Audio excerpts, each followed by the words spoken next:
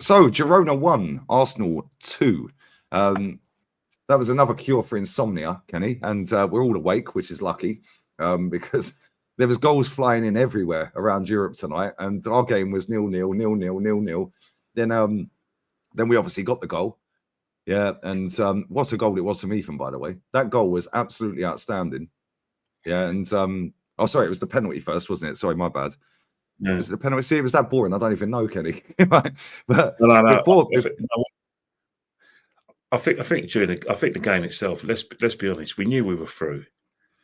First and foremost, we knew we were through, and it was, the manager finally gave us the sort of lineup we demanded in terms of he did rotate. He did play the Enquiries. He did play Neto in goal. Something we've been calling for a long time. Man City, respectfully, is 10 times important in this game. But you know what?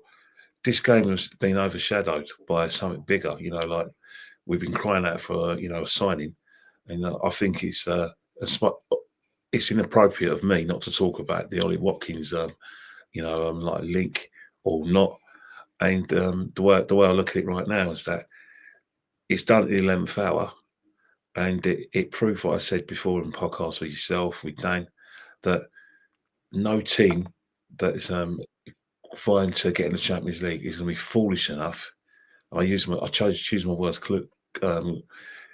carefully. Foolish enough to sell to anybody.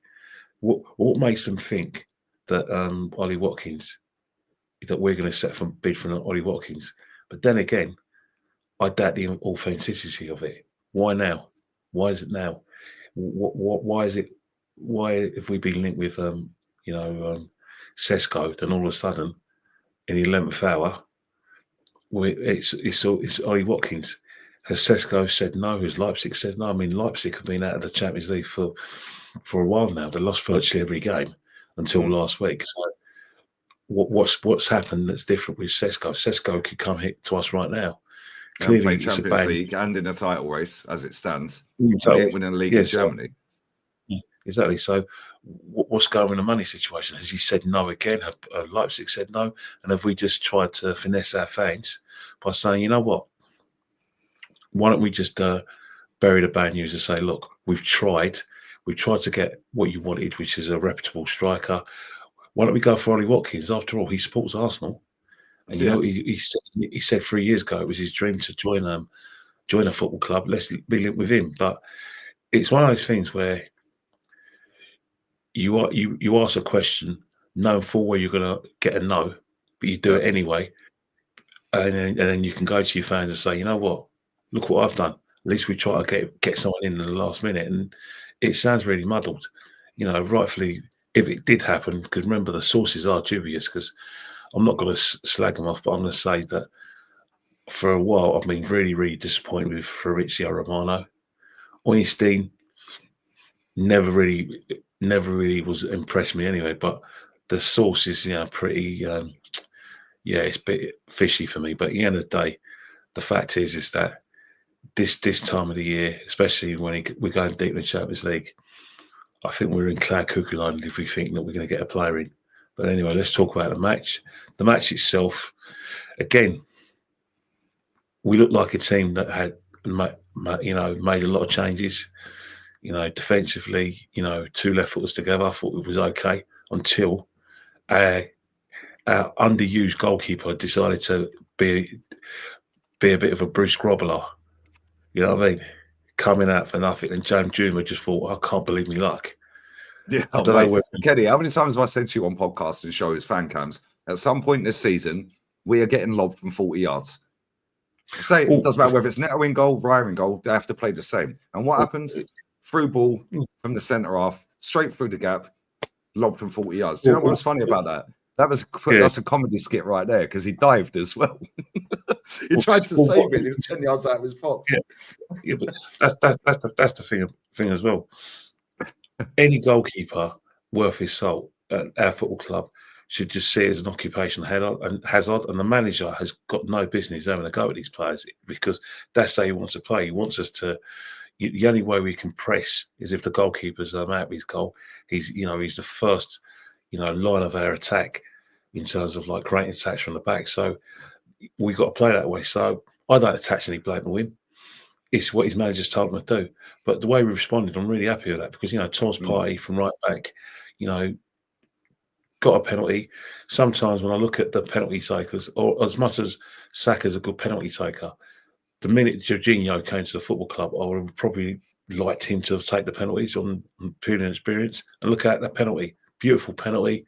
It didn't quite go into the corner of the net. And then after that, we took control. But, you've got to talk about Weef and Wanyeri. This is what I say is a perfect game for him. And I'm not going to go overboard about the goal or about the performance because, again, there's no pressure on him. He's going to have a lot of space, and that's what he operates in. But I know maybe I'm being a bit highly expectant, but I expect that from Ethan. I expect that from him. It's a great goal, but I'm not going to go overboard because at the end of the day, that's what we brought him inside for. He's capable of doing that, and I'm glad he took the game rather straight for the net. But when you talk about Ethan, when is Sterling going to get a goal, man? Eh? They laid it on the plate. Yeah, but Kenny, this is the thing there, right? Yeah, cool. We showed a bit of resilience to come back, yeah, but that was their B team, Kenny. That was Girona's B team as well. So that's not. All right, we changed a few players. I was a bit pissed off that Gabriel Magalhaes played. Yeah, not that he had a great deal to do, yeah, but at the same time, he shouldn't be playing. We've got the game against City coming up at the weekend, yeah, and then Thomas Partey playing. Hopefully, he's not injured. Hopefully, he just took him off, yeah, to rest him up. Yeah, but then Sterling, just let me sound Sterling there. Sterling and our captain were an absolute disgrace tonight.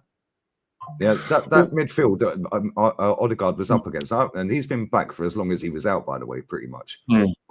I can't hear any excuses about this guy anymore, Kenny. He was rubbish. Yeah, and he was up against a midfield. Yeah, that is a B team Girona midfield. Yeah, and Girona currently sit 8th with their first team. Yeah, that's their B team. Yeah, and he didn't do anything. And then when they had the goal disallowed, where did that stem from? Him getting dumped on his bum, and he's giving me Ozil vibes, mate. Without the talent, I can't lie. And Sterling just send him back. I think the thing with Odegaard again, you got a situation where he doesn't play like a player that is fully confident in his own physical fitness because he looks like he's playing within himself. Again, with a game coming up against Man City, why play him? You didn't really need him. As much as you hit the nail on the head, you said Girona didn't play their best team because they got bigger games at the weekend. So, in that respect, we got an opportunity to beat Man City again. But the only way we're going to beat Man City was we're physically at it. And I mean physically at it. We've seen with teams that are giving Man City difficulty, even in games that Man City have won, like today and against Chelsea. If you press Man City high up the pitch and force through the mistakes, do a bit of, dare I say, angeable, trying to force mistakes from the press up the pitch and basically create a chance from there, then you need everyone physically fit. You need Partey to be fresh, you need Declan to be fresh, and you need the captain to be fresh. Now, we've shown this season, especially since the start of this calendar year, after 60 minutes of doing that, we've got nothing left. And we've seen with Man City that when teams get knackered of putting them through the first press and press them up the field, the last 30 minutes when they can't do it, when they can't physically maintain those sort of levels, Man City run away the game. Look at today. I didn't watch the game, but I saw enough in the highlights to see that in the first half, Bruges rat them. The second half had some chances as well, but the goal was coming. And they got the goal. And then after that, it's like, and they let Kovacic run from that centre circle straight through in a centre circle. Nobody's changed him. He slapped it in. Second goal was a deflection, and then Savio volleyed one in. Yeah, but look at Chelsea. The same thing on Saturday. Last Saturday, just gone against Chelsea. Chelsea started off pressing high at the pitch, putting on a lot of pressure. In the second half, after Man City got that equaliser, they got the equaliser in the first half, but the second half, when Chelsea were physically charged, Man City got into it further and had more space, and that's what we needed to do. We need to be able to beat Man City by doing that at 90 minutes. So certain players not playing didn't upset me, but again, when we talk about Timber playing at right back, this was probably a good opportunity to play Timber and Cavil at, as centre halves, and maybe play Thomas Partey at the right back, because you think about it. If you don't want Gabriel to play, you can play Cavil as the left-sided centre back, and then Timber as the right-sided centre back, and then if you must play Thomas Partey at right back, that's an opportunity to do it. But I don't know what it is with Mikel Arteta. He feels that he can. One of them, both of them can't be out. Only one of them's got to play, and that's his whole psyche. Martin Odegaard's got to play because he's the captain, and because he feels that Martin Odegaard is a player that he's only going to get better with more games. And well, we've seen today that Mikel Arteta is mistaken. You know what I mean? Because that just didn't materialise, did it? Nah.